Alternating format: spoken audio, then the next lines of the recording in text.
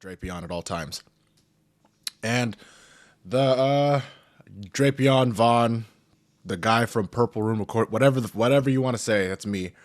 But the podcast doesn't necessarily cover a lot of things that are happening when it comes to banks or crypto or anything. But this was, as you know, I'm trying to get a little bit more into this shit. This is actually pretty interesting that happened, especially since it's in my backyard. So the Silicon Valley Bank just crashed, and it fell to the floor, fell flat on its face, and it took about 2-3 days, maybe, for all of this to happen.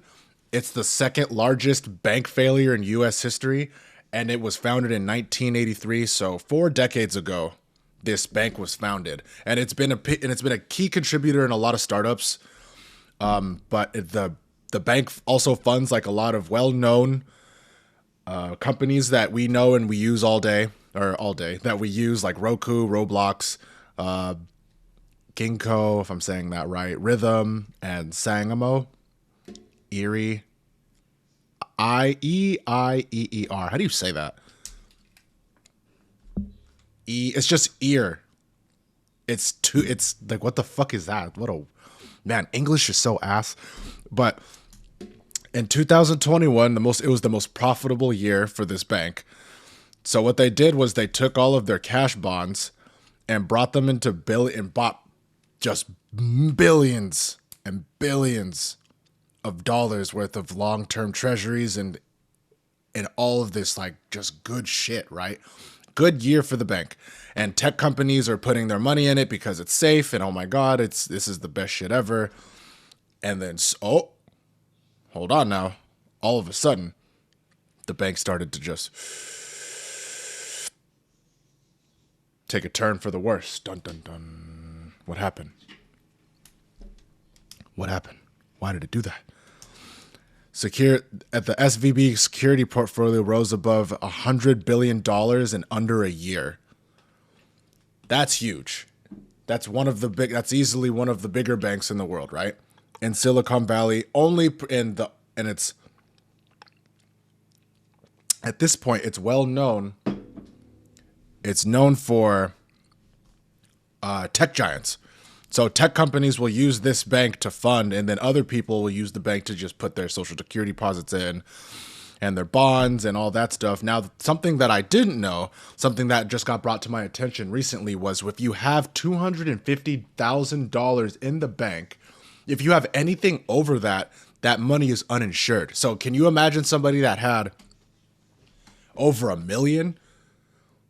We don't even have to go that high. 500,000? That means 250,000 of those dollars that you put into that bank is uninsured. So if you had, let's just say for the sake of argument, right? You had $750K in the bank, in this bank while it was about to foreclose. And when they started selling their assets because people were pulling money out of it quicker than I pull out, there was a good chance that the bank would use your money to try to supplement some of its losses. And it can do that because going in, you already know that 250,000 of the dollars that you put in is uninsured. So you are guaranteed 250K. That's on paper. That is 100% accurate. You will get that money back. However, anything a smidget more that you put in after that 250K mark is uninsured. So obviously everybody's freaking out and everybody's trying to pull all of their money out at once, which murders banks. So it took 2 days for this bank to go under. Now, what does that mean? That means a lot of startups are struggling. A lot of other smaller banks that either replicated the same idea or were using this bank as a linchpin are all also struggling in the same process. Interest rose, new deposits shrank and falling. Nearly $30 billion from March to December. $30 billion from March to December. Fucking gone. In March 2023, SVB announced that they sold the largest chunk of the securities, losing $1.8 billion after taxes. So it's every day. Like this was March 8th. This happened March 9th in 2023. So like a few weeks ago, $42 billion lost. Starters were trying to pull out their money as quick as they could. And in March 2023, March 10th, the bank gets seized. So the bank is now gone. All of the assets, all of the dollars, gone. No more. I can't, it's, when you think about money, right? How hard people have to work for your money. And even if you're rich, right? You had to start from somewhere. Like, it just didn't come out of nowhere. The amount of money that went into those businesses and the amount of money that it took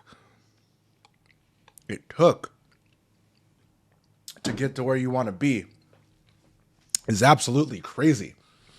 Now you have people literally like freaking out, calling other people like they just got done running a marathon. Take your money out of SVB. They're going down. We're losing shit. It's like that video of SpongeBob when everybody's running around the office asking what the fuck is his name. It's the same exact thing. The same thing happened with this bank. People were notified that they would have access to their money no later than Monday, March 13th, 2023. March Monday. Damn, I'm all over the place today. Monday, March 13th, 2023 was when people were notified that they would get their money back, or they would be able to have access to their money.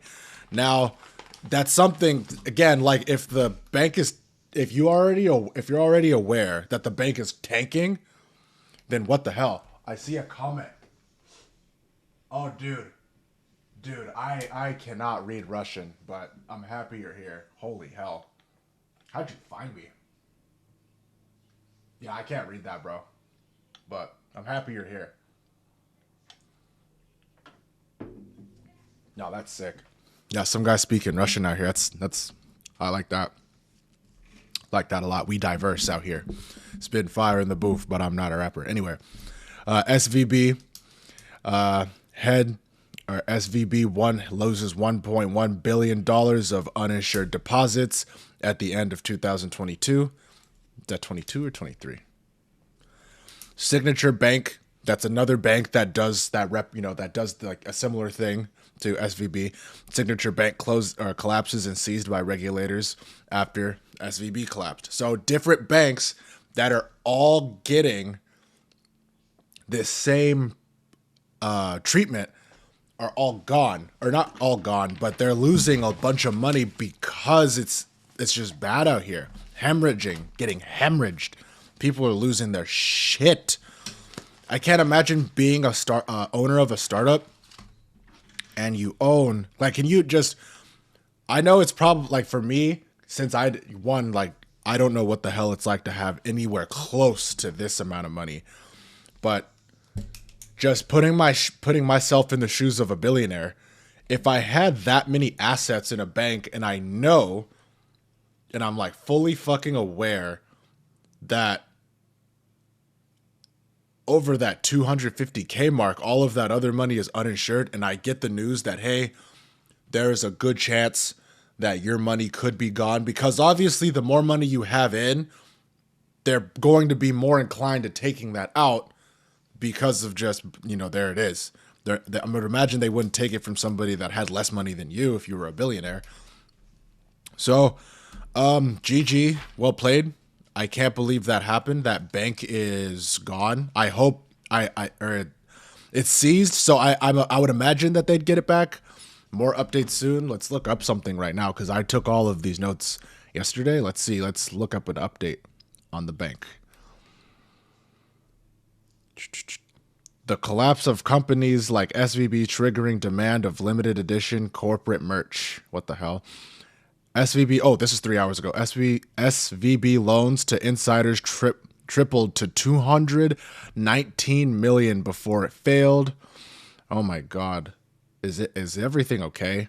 No sign of populist backlash against Biden after Silicon Valley Bank collapses. So the president isn't even really doing shit, but this is not a political podcast. I will absolutely not take it there, but for like my political heads out there, what do you think Biden, is there something that Biden could do for this? Like, is there something he could help? Like, what the hell? Get some sort of relief? And would he even give a fuck about that? Like, isn't the guy like asleep or playing Call of Duty with Obama, Drake, and Donald Trump all the time? So yeah, I'm not sure. Hey, Biden, I'm gonna need you to hop off them games and help, because these motherfuckers need it. So, if you invested or if you put money in SVB or if you work for a company that is sponsored or is heavily reliant on this company, I would hold my hat. I would hunker down, and I would possibly get my resume ready, because if you haven't lost your job already, there's a good chance that you will in the coming weeks. I am praying for you, because this is a bunch of shit. I don't want anybody to ever lose their job. But yeah, stay safe out there. That is a lot to handle.